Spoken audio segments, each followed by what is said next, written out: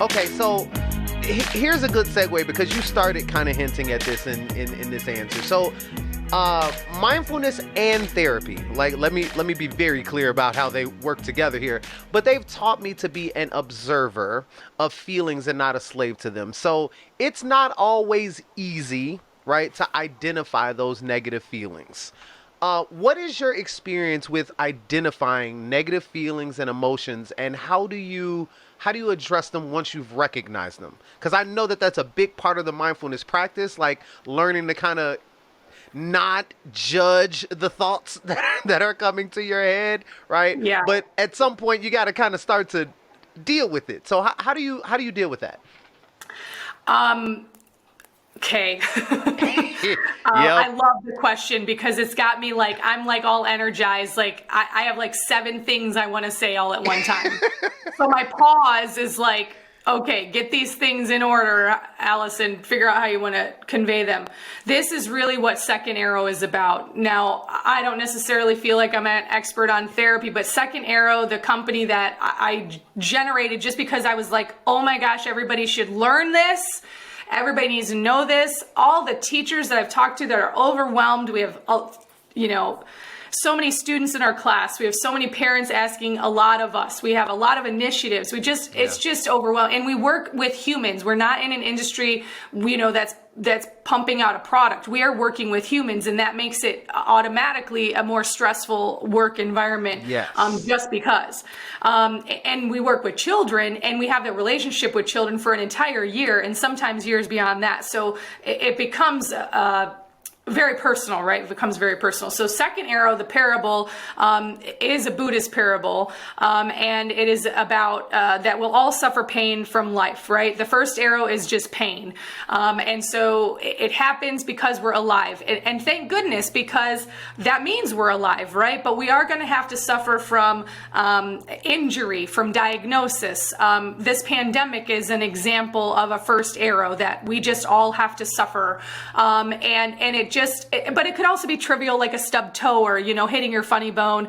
It can also be emotional, like a breakup, a divorce, or even the death of a loved one. So those are first arrows. But the second arrow is how you respond to the first arrow. So I get shot by an arrow and I could be like, what? Who shot me? I'm going to go get revenge. Or what? How come I just got shot by that arrow? And I can be all ruminating about it. And why did this happen to me? And really internalize and all that. So the second arrow, what was just this epiphany for me, and epiphany enough for me to start a company and try to spread the word, was that I was choosing that second arrow, just like you talked about, and that was like mind blowing to me. First, it was a hard lesson to learn because I was like that. I didn't want to accept that I was choosing to suffer, but once I realized that my job wasn't causing me stress, that my actions were causing me stress, that's when I realized I can do something about this. And so that's when I really dove into the practice of mindfulness and meditation, and went from there. I'll give you a quick analogy that I use when I do. So I work for a company called Teacher Fit, and I provide them some content. And so one of my job is to provide mindfulness content. And so one of the analogies I use, or stories I use, or practices I use, is called the thought river. And if you have to practice. So I think what you said there is it just can't happen. You have to practice it. It's just like building muscle. You can't just, do one curl and think that you're going to have, strong arms. You have to do this every day. It's got to be part of something you do. But this is such an easy thing, easy way to think about things is you could be just sitting next to a river. So just imagining a river next to you, and you just kind of almost like it's tangible, almost like a thought can be held in your hand, no matter what it is. So I have to do the dishes, it doesn't have to be important.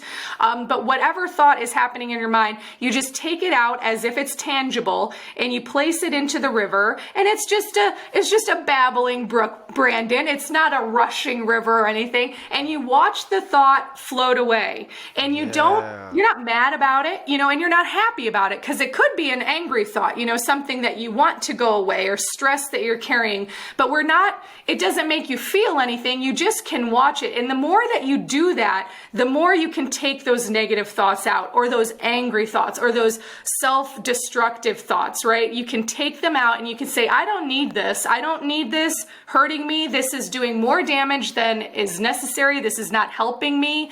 I'm a worry wart, and I'm working on that. But I've realized, like, what product does worry, what good does that bring to the world? How does it help me? Yes. Right? It's just damaging. It's damaging to me. I worry about everything, and is nonsensical. It does not make anything better to carry so much worry. So when you start to say, you disconnect, you realize you are not the same as your thoughts. They're happening, but some of them are just automatic, Brandon. Some of them just come, and you can't do anything about it. And so if you can kind of disconnect, kind of make them tangible, and watch them just wash away, that's one of my favorite visualizations. That's one of my favorite practices to do just that. You all, this is why I was excited to get Allison on the show. So I want to make sure everyone sees how uncomfortable she was when we started this segment, and then boom, right? So here's the deal. Like, when I heard the second arrow story, I was like, man, I totally connected to it. One, because I think it makes the practice of mindfulness make more sense, right? Yeah. Because it's about recognizing that second arrow. Mm-hmm. Like, we do it so quickly, we respond. And there's so much to just recognizing, I just responded this way, right? Yeah. And then learning to do that non-judgmentally. Oh boy, that is work. And I talk a lot in the show and to the TS community about the work.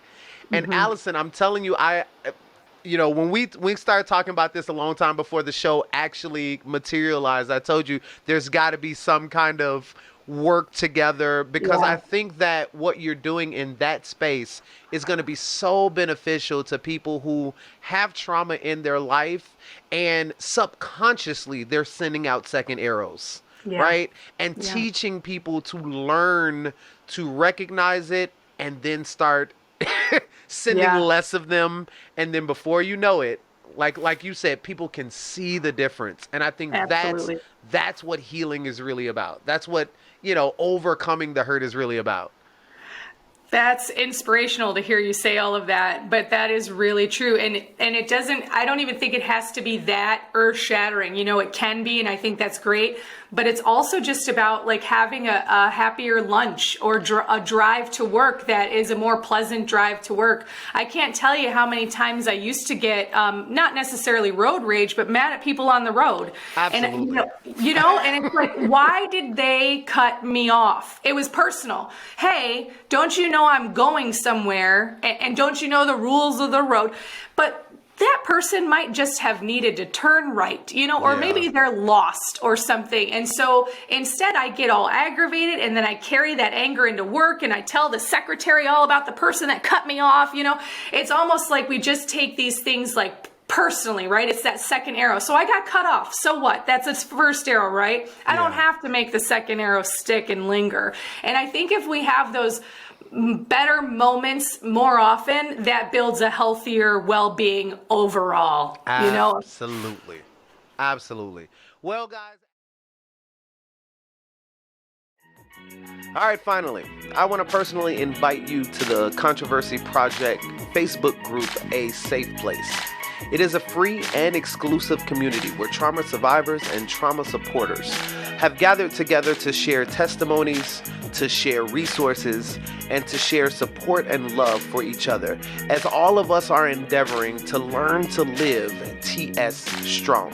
This is just another one of the many multimedia platforms that we have chosen to use in order to fulfill this very, very important mission.